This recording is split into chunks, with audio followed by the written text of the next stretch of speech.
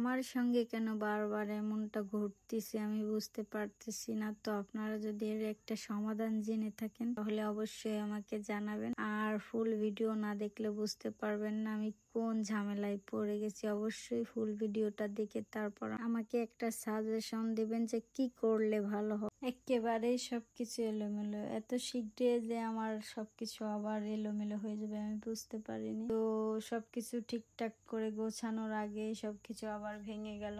শোকেসের যত মাল জিনিস ছিল সবই ওই যে ওইখানে বেরিয়ে রাখছি। তো এটা কেন আমার সঙ্গে বারবার হচ্ছে আমি বুঝতে পারতেছি না। যার জন্য এত টাকা পয়সা নষ্ট করলাম, এগুলাই আমার সাথে বারবার ঘটতেছে। তো এই তো ঘরের আজকে এই অবস্থা। আর ওই যে যত মাল জিনিস দেখতেছেন এই যে শোকেসের ভিতরে ছিল সবকিছু আমি খাটের উপর রাখছি। আর দুর্ঘটনা ঘটছে এমন একটা জায়গায়, তো আপনাদের দেখাতেও কষ্ট হবে। মানে আমার প্রত্যেকটা শখের জিনিসগুলো এইভাবে বারবার ভেঙে আবার গড়তে হচ্ছে।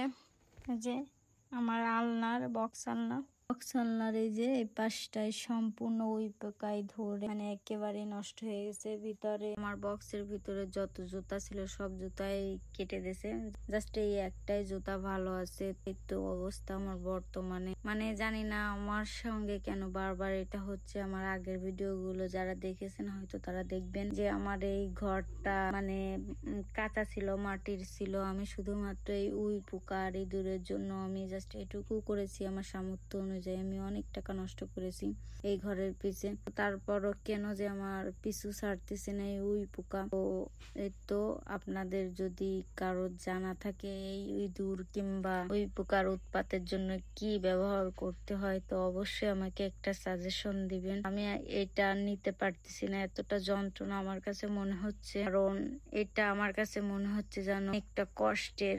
তো আপনাদের যদি ভালো কোনো সাজেশন জানা থাকে তাহলে অবশ্যই আমার কমেন্ট বক্সে কমেন্ট করবেন। আমি হয়তো আপনাদের সাহায্যে উপকারিত হতে পারবো। এই তো সবাই ভালো থাকবেন। আল্লাহ হাফেজ।